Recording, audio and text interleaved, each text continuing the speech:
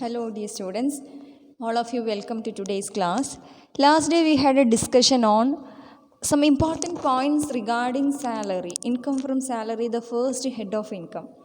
We discussed the definition of salary under section 17.1 and what are the different components of salary that we looked last day. Basic salary, allowances, perquisites and profits in lieu of salary. So the scale of pay or the salary grade related to basic salary that we discussed last day. Today we are moving to allowances or the taxation treatment of allowances. Right.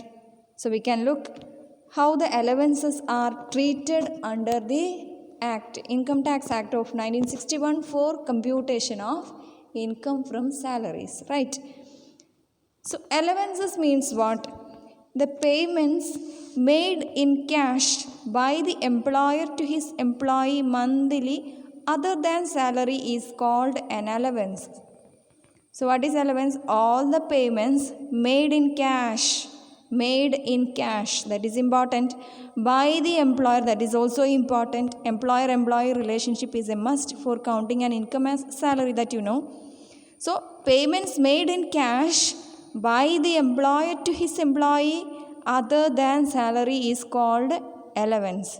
It is a fixed sum of money paid regularly in addition to salary for the purpose of meeting some particular requirements connected with the services rendered by an employee.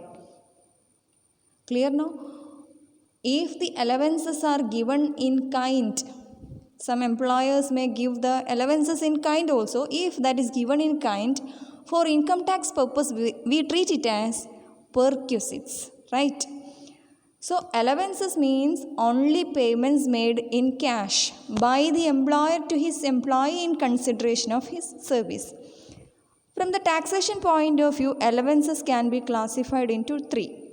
Taxable allowances, allowances exempted up to a specified limit, and fully exempted allowances. So I will show you a chart of these three categories of allowances. It's clear? Fully taxable allowances, allowances exempted up to a specified limit means allowances taxable up to a specified limit, and fully exempted allowances. So what are the allowances falling under these three categories? Fully taxable allowances, there are 10 items, and the last item is other allowances unless specifically exempt. 10th item of fully taxable allowance. So all the allowance, if they are taxable, will be included under the 10th item, other allowances. Allowances exempted up to a specified limit. I will give you an idea of different allowances first, right? There are three allowances. Mainly there are three allowances. Allowances exempted up to a specified limit includes three allowances. First one is house rent allowance. Second one is entertainment allowance. And third one is special allowances notified under section 1014(1) and special allowances notified under section 1014(2). Okay, but special allowances are of two. Special allowances notified under section 1014(1) and under section 1014(2).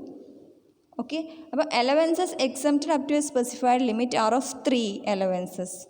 Lastly, fully exempted allowances, four items, foreign allowance, sumptuary allowance to High Court or Supreme Court judges, allowances from UNO, and last one is per diem allowances. Okay, right? So we can move to fully taxable allowances first. So what are the allowances which are fully taxable? The first one is dearness allowance and additional dearness allowance. So dearness allowance is given by the employer to his employee for meeting the rise in price level. It is fully taxable. If that is given by the employer to his employee, that is fully taxable. So what is the difference between dearness allowance and dearness pay that we discussed last day? When the dearness allowance is taken for retirement benefits, when it is forming part of salary, that is treated as Dearness allowance taken for retirement benefits or DP. If DP is given instead of DA, we can assume that we can say that it is under the terms of employment that is taken for the retirement benefits. Okay, second one is fixed medical allowance, fully taxable. Tiffin allowance, third one, given for lunch and refreshments to the employees. Tiffin allowance, as the name itself it suggests, it is given for refreshments and lunch to the employees, also called meal allowance, refreshment allowance. If that is given, that is fully taxable. Servant allowance, if it is given to an employee, servant allowance is given to an employee, it is taxable. Whether that employee is a lowly paid employee or a highly paid employee, that is immaterial.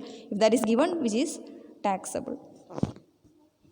പെർക്യൂസിറ്റിൻ്റെ അകത്തും ഒരു സെർവൻറ്റിൻ്റെ കേസൊക്കെ വരാനുണ്ട്. Anyway servant allowance ആണെങ്കിൽ that is an allowance which is fully taxable. Non practising allowance പേരിൻ്റെ അകത്ത് തന്നെ ഉണ്ട്. എന്താ അത്? That is given for non practising. Generally given to those medical doctors who are in government service and they are banned from doing private practice. So ആ ബാനിനെ compensate ചെയ്യാൻ വേണ്ടി if non practising allowance is given to such doctors, it is fully taxable. Hill allowance. The employees working in hilly areas on account of high cost of living in hilly areas as compared to plain is hill allowance which is fully taxable. അതെങ്ങനെയാണ്? ഈ hilly ഏരിയയിൽ cost of living കൂടുതലായിരിക്കും. എല്ലാ സംഭവങ്ങളും ഹില്ലിൻ്റെ മുകളിലേക്ക് എത്തിക്കണം. So the price of everything will be high. Cost of living will be high. If hill allowance is given by an employer to his employee, which will be fully taxable. Related to that, നമുക്ക് allowances exempted up to a specified limit, section 1014(1)(2) that we have to discuss. അതിൻ്റെ അകത്ത് ഈ പറഞ്ഞ സംഭവങ്ങളൊക്കെ നോക്കാനുണ്ട് different ആയിട്ട്. ഇവിടെ നമ്മൾ പറഞ്ഞ hill allowance that is fully taxable. Seventh one, warden allowance and proctor allowance given in an educational institution for working as warden of the hostel and or working as proctor in the institution. If that is received by a person from his employer, that it will be fully taxable. Deputation allowance. That when an employee is sent from his permanent place of service to some other place or institution or organization on a deputation basis. Deputation കേട്ടിട്ടുണ്ടാവില്ലല്ലേ? That is not a permanent arrangement. That is for a temporary period. For compensating that employee for that deputation, if an allowance is given, that will be fully taxable. Overtime allowance, when the employee works for extra hours over and above his normal hours of duty, he is given overtime allowance. That extra payment, overtime allowance, is fully taxable. അപ്പോൾ ഈ പറഞ്ഞ 9 ഐറ്റത്തിൻ്റെ പേര് തന്നെ നമ്മൾ പഠിക്കണം. എന്നാലും നമുക്ക് whether it is taxable or not എന്നുള്ളത് ഡിസൈഡ് ചെയ്യാൻ പറ്റുള്ളൂ. ലാസ്റ്റ് വൺ എന്ന് പറയുന്നത് അതർ അലവൻസസ് ആണ്. There may be several other types of allowances. For example, നമുക്കിതിൽ ഏറ്റവും പരിചയമുള്ളത് city compensatory allowance, education allowance, health allowance, holiday allowance. അങ്ങനെ ഏതെങ്കിലും അലവൻസസ് കിട്ടുന്നുണ്ടെങ്കിൽ all those allowances are falling under the 10th category, which will be fully taxable. So these are the 10 fully taxable allowances. Allowances are of 3 types: fully taxable allowances, allowances exempted up to a specified limit, means allowances taxable up to a specified limit, and fully exempted allowances. So first part is finished. അതിൽ computation ഒന്നുമില്ല. Whatever amount of allowance is received by the employee is fully taxable. Second category is allowances exempted up to a specified limit. 3 items are there. First one is house rent allowance, second one is entertainment allowance, third one is special allowances. Okay, the first one, house rent allowance. U G ക്ലാസ്സിൽ നിങ്ങൾ detail ആയിട്ട് problem ചെയ്ത് പഠിച്ചിട്ടുണ്ടാവും. HRA എന്താണെന്നുള്ളത്, എങ്ങനെയാണ് അതിൻ്റെ computation, exemption ഒക്കെ പഠിച്ചിട്ടുണ്ടാവും അല്ലേ. അപ്പോൾ നമുക്കൊന്ന് നോക്കാം എന്തൊക്കെയാണ് HRA. Just we want to refresh it. House rent allowance is an allowance granted to an assessee by his employer to meet the expenditure incurred on the payment of rent in respect of residential accommodation occupied by him. HRA is given, sometimes it may be given for all employees. Normally that is given for an employee to meet the expenditure incurred on the payment of rent in respect of residential accommodation occupied by him. Okay, the exemption from tax is discussed here. It is exempted from tax to certain extent. Rule 2A prescribes that the least of the following amounts shall be exempt. നിങ്ങൾക്ക് അറിയുണ്ടാവും, വളരെ clear ആയിട്ട് അറിയുന്ന കാര്യമായിരിക്കും അല്ലേ. HRA actually received by the assessee. Second one is excess of rent paid by the assessee over 1/10 of salary due to him for the relevant period. എന്ന് വെച്ചാൽ rent paid minus 10% of the salary for the relevant period.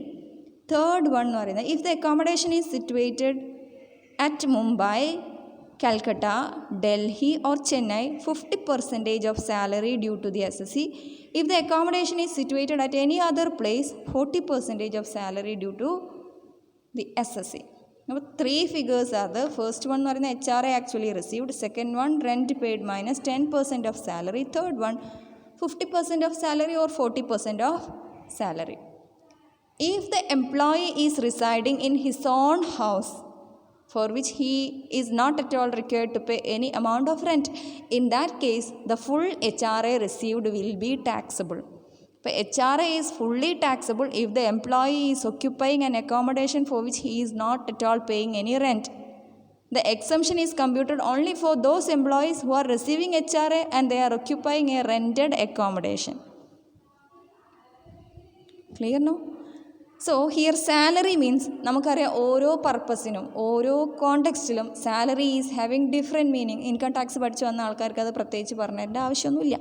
So for HRA salary means salary includes dearness allowance if the terms of employment so provide.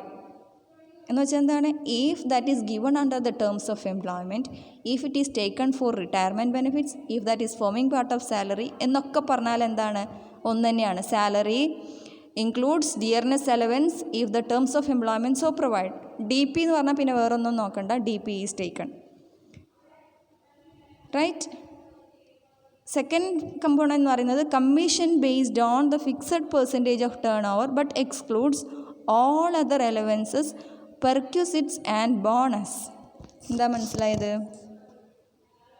അപ്പോൾ there are three components for salary. അല്ലെങ്കിൽ salary means three things: basic pay, DA forming part of salary, അതിന് പകരം DP എന്ന് വേണമെങ്കിൽ പറയാം. Third one commission based on fixed percentage of turnover. Only three items: basic pay, DA forming part of salary and commission based upon the fixed percentage of turnover achieved by the employee. സാലറീൻ്റെ meaning clear ആണല്ലോ.